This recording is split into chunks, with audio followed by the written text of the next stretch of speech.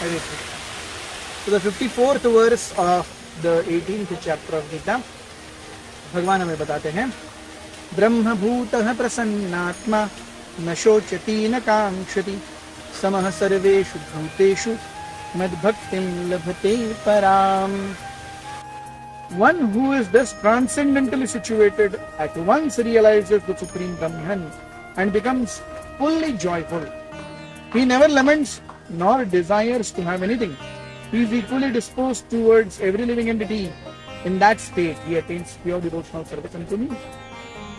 So, कल के 3 श्लोकों में, कल तक के 3 श्लोकों में हमें भगवान ने बताया था कि कैसे जीवन का जो मुख्य आधार है वो नियंत्रण है. काम, क्रोध, लोभ, मोह, मद, मत्सर, इंद्रिय, मन, बुद्धि इत्यादि पर नियंत्रण करना, अपने स्वयं की शुद्धि के लिए कार्य करना, ये जीवन का उद्देश्य है.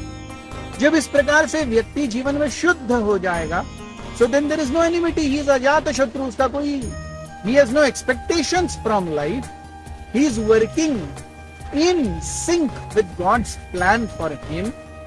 That's the most perfect thing that can happen in his life. So Brahma Bhutah, he has realized. Yes, Krishna.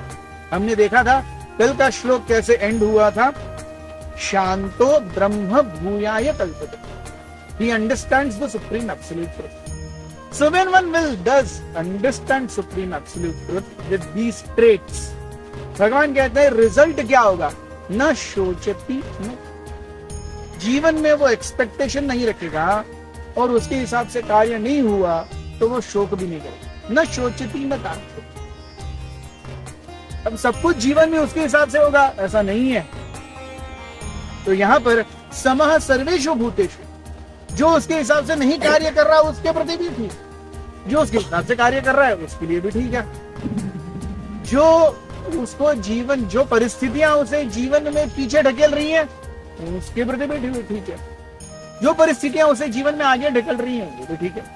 सो समः सर्वेषु भूतेषु. So he neither hates anyone, he neither really so much likes someone that he forgets Krishna. जीवन में affection हो ये problem नहीं है, जीवन में व्यक्तियों से हम प्रेम करें ये प्रॉब्लम नहीं है, लेकिन ये आसक्ति और ये प्रेम कभी भगवान से ज्यादा नहीं होना चाहिए. भगवान ये सर्वोपरि प्रेम करने योग्य व्यक्ति है. This is the essence of Vrindavan. Vrindavan में हर कोई है, हर कोई अपने बच्चों से, अपने पति से, अपनी माँ से ज्यादा भगवान से प्रेम करता है.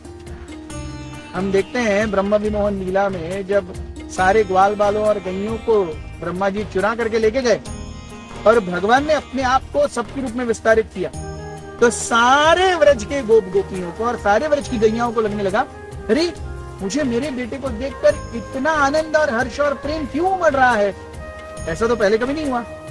इतना हर्ष और प्रेम और आनंद है जितना मैं कृष्ण को देखती हूँ तब होता है. Which means they love Krishna more than anything else. So this is Brahma Bhuyaya Kalpate, where everything else is there, definitely there, but it takes a secondary priority. Yeah, in front of Krishna. यही जीवन का उद्देश्य. ऐसी परिस्थिति में ही व्यक्ति भक्ति को प्राप्त कर सकता है. ऐसी परिस्थिति में पराभक्ति व्यक्ति को मिलेगी. Thank you very much. Hare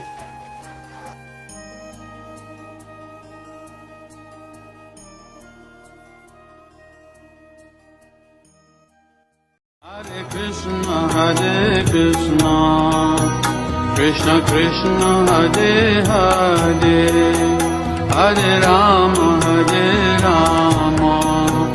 Ram Ram Hare